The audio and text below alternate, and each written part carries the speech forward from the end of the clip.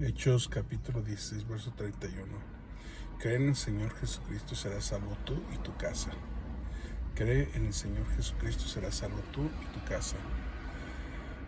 San Juan capítulo 3, verso 36 dice que el que cree en el Hijo tiene vida eterna.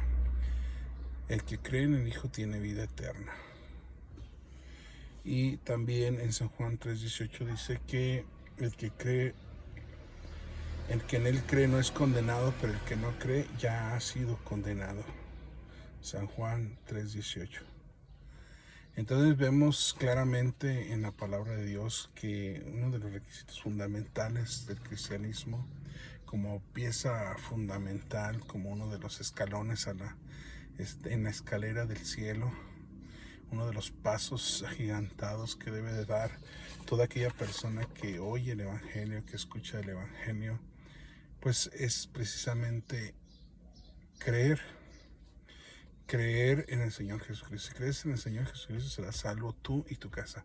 Es decir, tú como cabeza, tú como persona responsable de tus hijos, de tu familia, tú como principal en tu familia, cree tú en el Señor Jesucristo y van a ser salvos tú y tu casa, porque tu casa va a ver tu ejemplo, tu casa va a ver que tú eres una persona que sí cree, que has creído en las promesas de Dios, que las has vivido. Muchas de las veces se hace difícil de entender o se hace difícil para la persona que cree el poder sostener esa relación con Dios, puesto que muchas de las veces, como cuando Job fue tentado, fue pasado por un proceso de dificultad, como muchas veces suele suceder en la vida cotidiana, que Job representa a esos hermanos, esas hermanas, esos siervos de Dios, esas siervas de Dios que están en este mundo y que están pasando por un proceso en el cual parece ser que están solos, parece ser que lo deja la familia, que lo pierden todo, que ya no tiene nada, que parece ser que Dios no está con él, parece ser que Dios se ofendió y por eso está pasando por penas, está pasando por problemas, está pasando por dificultades, por necesidades, porque mucha la gente, pues obviamente, como los amigos de Job, pensaban que Job había pecado delante de Dios a causa de el por qué se había muerto todo lo cuanto tenía, se había acabado, se había echado a perder su ganado, su misma familia, hasta su propia esposa se le oponía, y se le oponía tanto contra Dios, tanto como él, porque le decía, no vales nada, le decía, maldice a Dios y muérete, porque yo no te quiero porque, pues maldice a Dios y muérete, porque ya no te quiero vivo. O sea, en otras palabras, la mujer manifestó el desamor porque no quería un Job enfermo, no quería un Job necesitado, no quería un Job que la hiciera pasar por penurias, pero Job estaba siendo probado por Dios. Dios presumía más bien a Job, presumía que Job era un hombre fiel, era un hombre que no había otro hombre como él delante de todo ser humano, y Dios decía, mira mi hijo Job. Sin embargo, Satanás pues nunca ha querido a los que les va bien y los quiere destruir, nunca ha querido que la gente se salva, nunca ha querido que las personas tengan una relación con Dios perfecta, una relación donde Dios se complazca de la persona. Cuando Dios se complace de una persona y se preocupa el enemigo y quiere a fuerzas hacerlo caer, y con su envidia le dijo, pues quítale lo que tiene y pues déjame tentarlo y déjame, pues ya que le quitó todo, no le bastó con eso, sino también quería enfermarlo, y lo enfermó, logró su objetivo de Satanás, pero todo estaba dentro del plan de Dios, porque Dios sabía que Job no iba a ofender a Dios, sino que Job se iba a mantener hasta la muerte.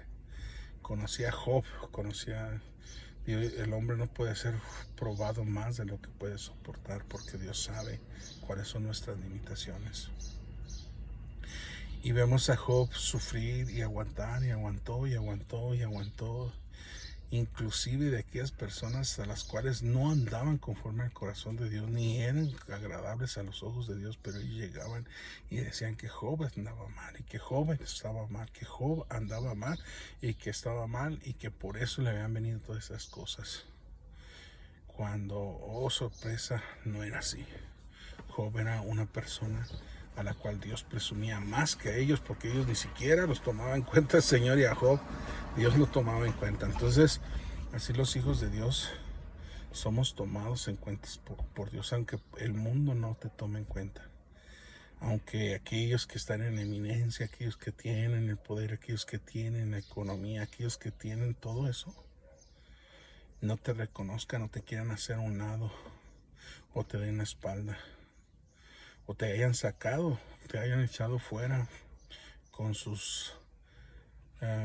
Jesucristo dice que la ira de Dios se revela desde el siglo, y contra el siglo, contra los que retienen con injusticia la verdad, contra aquellos que dicen y no hacen, y atan cargas pesadas a los demás que ellos ni siquiera las llevan, con aquellos que ven que otra persona puede ser mejor que ellos y los bloquean a como de lugar para que no crezcan, y los crean malos testimonios, o les fraguan malos testimonios, les siembran malos testimonios. ¿Para qué? Para que la gente vea y ellos decir, ya ven, les dije que era esto, les dije que era aquello.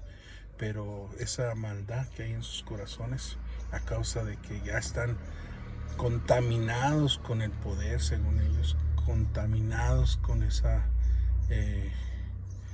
ese ofrecimiento que Satanás les dio, que no fue Dios prácticamente, sino fue por obra del diablo, y quieren que Dios les justifique esas cosas. Jamás se los va a justificar Dios. Nunca en la vida Dios estará de acuerdo con los que practican tales cosas, que se aprovechan de las calumnias. Se aprovechan para qué, para quitar o demeritar o desvirtuar,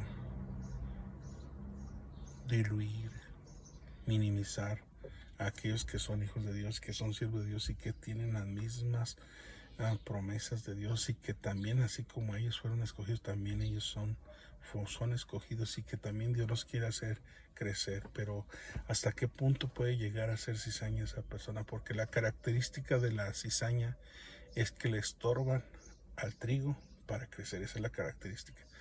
Entonces, toda zancadilla que pueda poner cualquier persona es porque esa persona es cizaña. Cualquier calumnia, cualquier mentira, cualquier engaño, cualquier imaginación, porque ya en estos tiempos tan peligroso es, porque la gente dice que Dios le habló, y más bien son sus malos pensamientos, su malicia, pero no es Dios.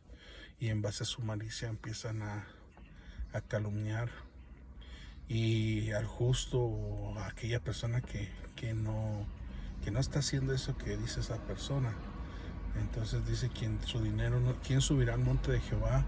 El limpio de manos y puro de corazón, el que no ha elevado su alma a cosas vanas, ni jurado con engaño, ni contra su prójimo admitió cohecho, ni contra su prójimo admitió reproche alguno, ni calumnia alguna, ni engaño, ni mentira, ni crítica, ni devoraba con los demás a tal o cual persona. Y si veía al débil caer, lo levantaba, no lo criticaba, no lo destruía. Muy diferente el camino de Dios a lo que actualmente se conoce como camino de Dios, porque ni siquiera lo entienden y no lo van a comprender, porque muchos son los llamados pero pocos los escogidos. Y la verdad es que Dios puso un espíritu de estupor en ellos, para que viendo no vean, y oyendo no oigan, y se arrepientan. Siguen practicando lo mismo. Ahí lo único que les importa es su postura, su posicionamiento, pero no les importa las almas. No importa que las almas se vayan al mundo, pero ellos quieren ser más. Y entonces, como dice el canto, buscando alcanzar ser más grande que el otro. Por eso hay que ponernos vivos en estos últimos tiempos. En estos tiempos se verán todas esas cosas. Dios les bendiga. Dios les guarde.